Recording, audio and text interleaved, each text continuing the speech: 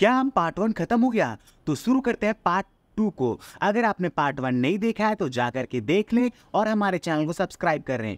उस वीडियो में हम लोग पहुंच चुके थे कुमारसा नदी के पार और वहां पे जाकर के थोड़ा सा स्टे किए थे। अब वहां से हम लोग आगे बढ़ते हैं, तो चलिए शुरू करते हैं इस वीडियो को।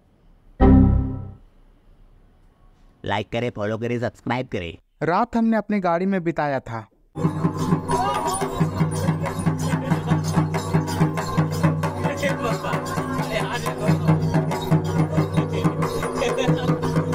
जानना जरूरी है। तब भाई 20 किलोमीटर चल के आए हैं, अभी और चलना है 120 किलोमीटर।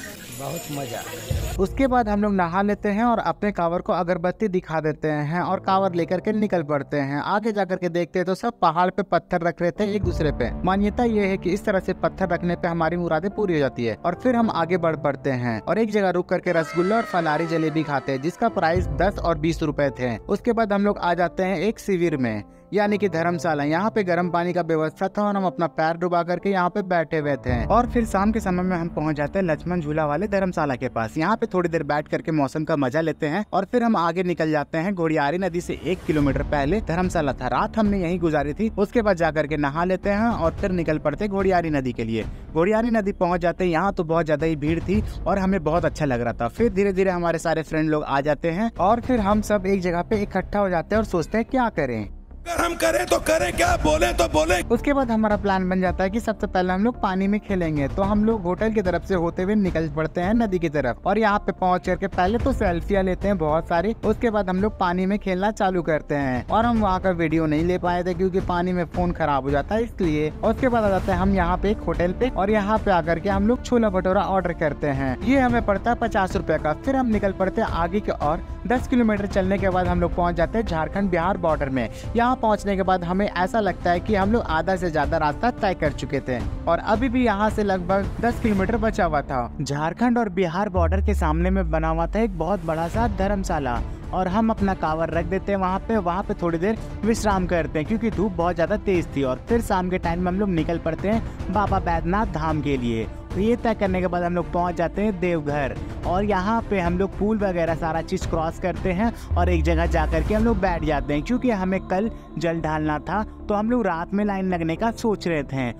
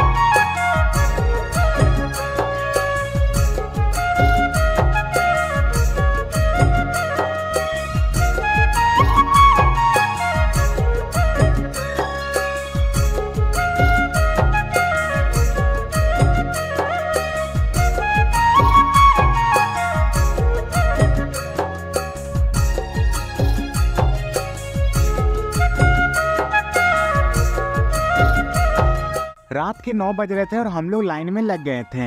ये था सोमवारी जल ढालने वाला लाइन। लगभग से 10 साढ़े 10 बजे तक हमें चलाया गया। उसके बाद एक जगह पे बैठा दिया गया, बोला कि मंदिर का फाटक बंद हो चुका है, वो सुबह 3 बजे खुलेगा। तो उसके बाद हम लोग यहाँ पे इंतजार किए 5 घंटे तक और उसके बाद आगे का रास्ता तय किए।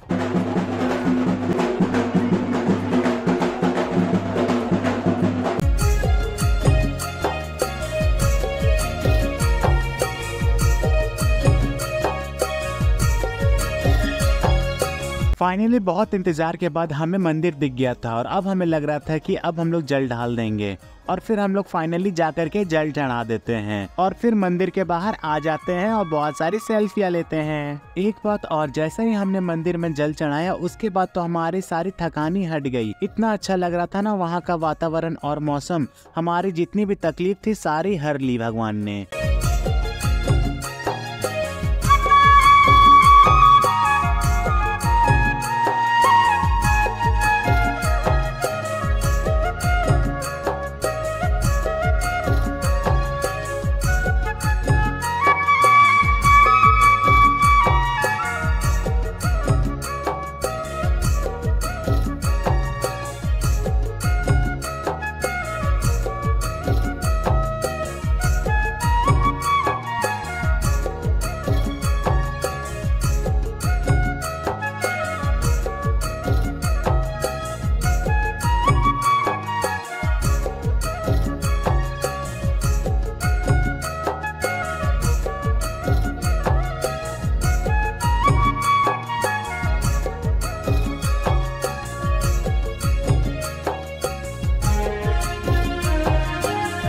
कितना दाम हुआ इसका?